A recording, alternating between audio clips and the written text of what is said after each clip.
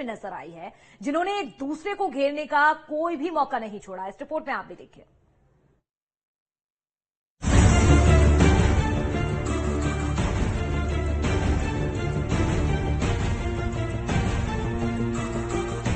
देश में किसानों के मुद्दे पर राजनीति का पारा लगातार गर्माता नजर आ रहा है।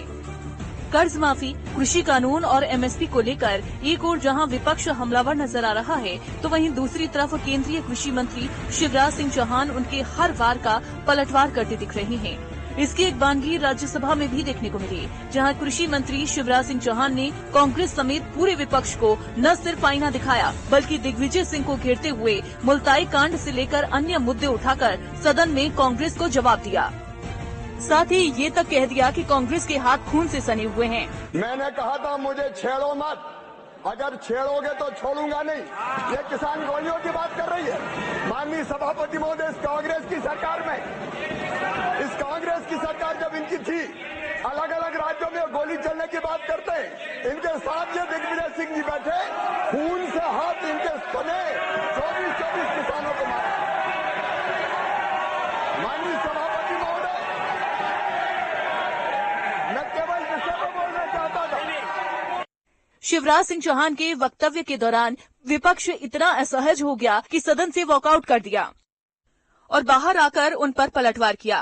कांग्रेस ने शिवराज सिंह चौहान पर सदन में झूठ बोलने का आरोप लगाया और दावा किया कि मोदी सरकार का किसान विरोधी चरित्र फिर से उजागर हो गया है। दिग्विजय सिंह ने कहा कि देश के कृषि मंत्री को झूठ बोलने की आदत है।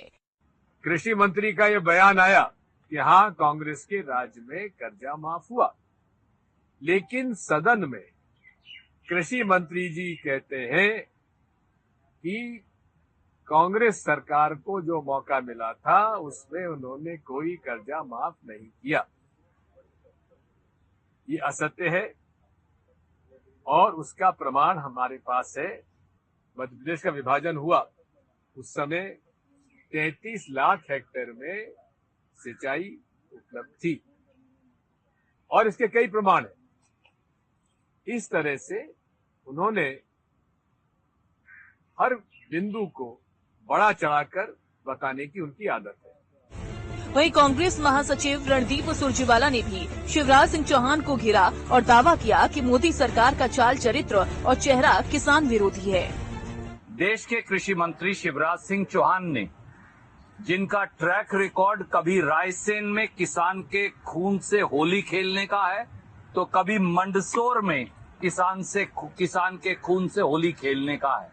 दुर्भाग्य यह है कि अब वो देश के कृषि मंत्री बन गए हैं। देश के उसी कृषि मंत्री ने सदन को बरगलाया, देश को बरगलाया और किसान को बरगलाने की एक नाकाम कोशिश की। आपको बता दें कि कृषि मंत्री का कार्यभार संभालने के बाद शिवराज सिंह चौहान लगातार विपक्ष को किसानों के मुद्दे पर घेर रही हैं और उनके कृषि विरोधी कामों की याद दिला रही हैं। और इसमें अब एमपी का तड़का भी लग गया है, जहां एक तरफ शिवराज है तो दूसरी तरफ दिग्विजय, जिसने सदन का माहौल पूरी तरह बदल दिया है। Team news state.